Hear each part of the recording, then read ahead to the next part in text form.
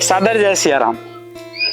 रामचरितमानस में एक पंक्ति आती है जिसे चौपाई कहते हैं, जहां सुमति तहां संपत्ति नाना और जहां कुमति तहां विपत्ति निधान। इस पंक्ति को बताने से पहले आइए मैं आपको एक छोटी सी कहानी से जोड़ता हूं। एक लड़की अपने छोटे भाई को अपने पीठ में बांध करके पहाड़ पे चढ़ती है और वो चढ़ते जाती है। उधर से मवेशी लोग आते रहते हैं और मवेशियों को चलाने वाला ग्वाला आते रहता है। तो ग्वाला उस बालिका को कहता है कि बेटा इसे उतार दो, ये खुद चढ़ जाएगा। उसका कहना होता है ये वजन थोड़ी है, ये तो मेरा भाई है।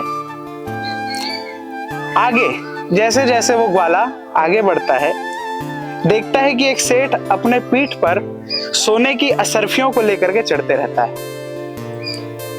उससे भी वो यही बात कहता है कि ये इतना भारी है, तुम्हारा सांस फूल गया है, इसको किनारे रख दो या उतर जाओगे तो ले जाना।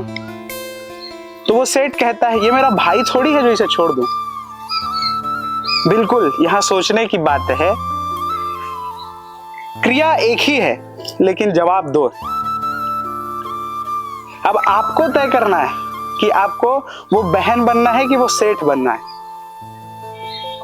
राम सामंजस्यता सिखाते हैं, राम एकात्मकता सिखाते हैं, राम संस्कार सिखाते हैं और राम भाईचारा सिखाते हैं। और वही राम आज 22 जनवरी को मंदिर में आने वाले हैं। राम संस्कार की कहानी। आप विश्वास मानिए, जिस घर में आज संस्कार के वृक्ष फलते हैं ना, वो घर आज भी श्रेष्ठता को प्राप्त करता है। पश्चिम वासियों ने हमसे हमारे ज्ञान को छीन लिया, पश्चिम वासियों ने हमसे हमारे विद्याओं को छीन लिया, पश्चिम वासियों ने सब कुछ छीन लिया, लेकिन पश्चिम वासियों ने अभी तक संस्कार नहीं छीना है। और वो संस्कार को छीनने के लिए आज भी पागल हैं कि कैसे हम भारत के उस संस्कार को छीन लें। राम जी खड़े हैं और दशरथ जी उनको कहते हैं कि बेटा तुम्हारी मां ने मुझसे बहुत गलत काम करवाया।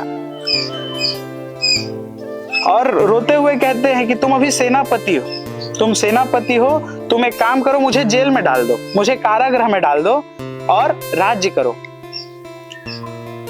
तो ये बात सुन करके राम जी को बहुत दुख होता है।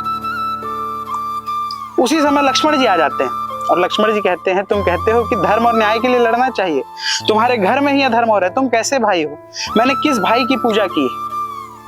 तो राम कहते हैं क्या लक्ष्मण, मैं उस पिता को छोड़ दूं या उस पिता को कारागृह में डाल दूं जिसने अपने दाढ़ी में एक सफेद बाल देख करके मेरे लिए राम राज्य दे दिया, कि मैं उस माता को छोड़ दूं जिसके बगल में सो करके मैंने सपने देखे, या उस भाई भरत को छोड़ दूं जिसके पास पाप आने से भी 100 बार सोचता है।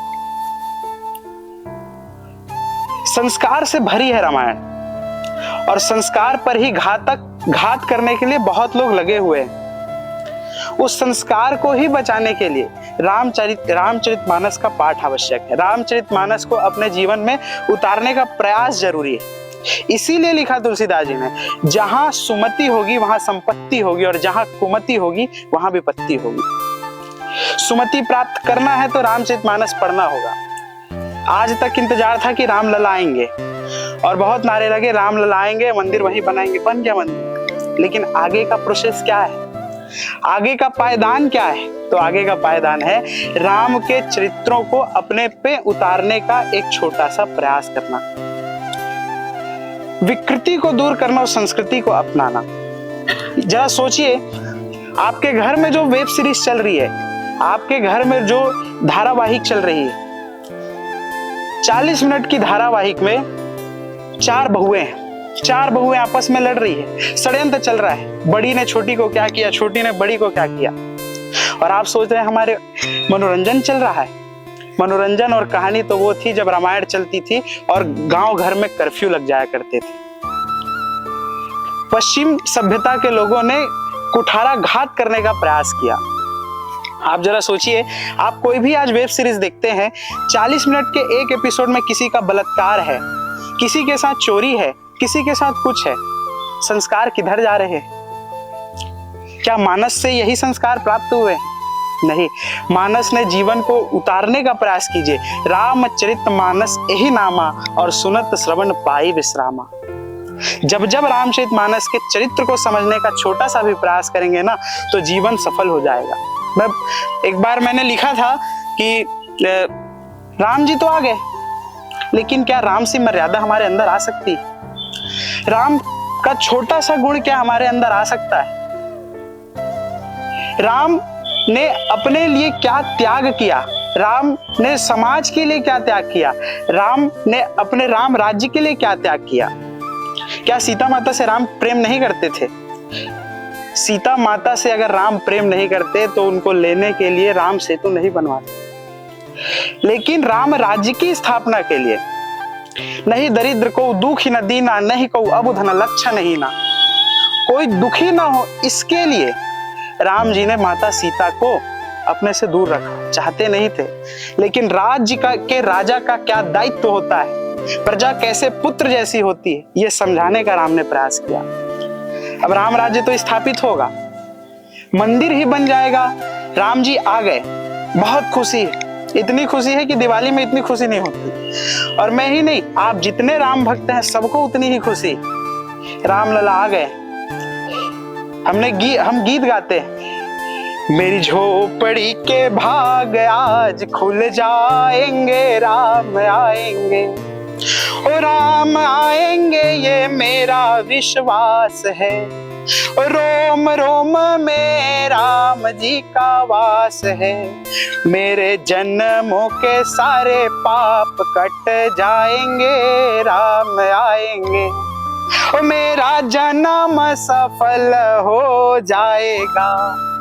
तन झूमेगा और मन गीत गाएगा, मेरे जन्मों के सारे कष्ट मिट जाएंगे, राम आएंगे। अच्छा ये बताइए, जन्म सफल कब होगा? मंदिर के बनने मात्र से जन्म सफल नहीं होगा, राम को अपने जीवन में उतारने से जन्म सफल होगा। हमारे अंदर सुमति का जब निवास होगा, तब हमारे अंदर रामत्व का विकास होगा और हमारे जीवन में राम ही राम होंगे।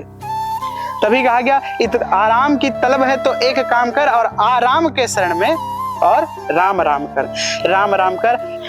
राम मंदिर के निर्माण की आप सभी को बहुत बहुत मंगल कामनाएं। भगवान राम आपके ऊपर अपनी कृपा बनाए रखे और सभी सुमंगल रास्ते पर आगे बढ़ते रहे। राम जी के दिखाए हुए मार्ग पर चलने का एक छोटा सा प्रयास करें।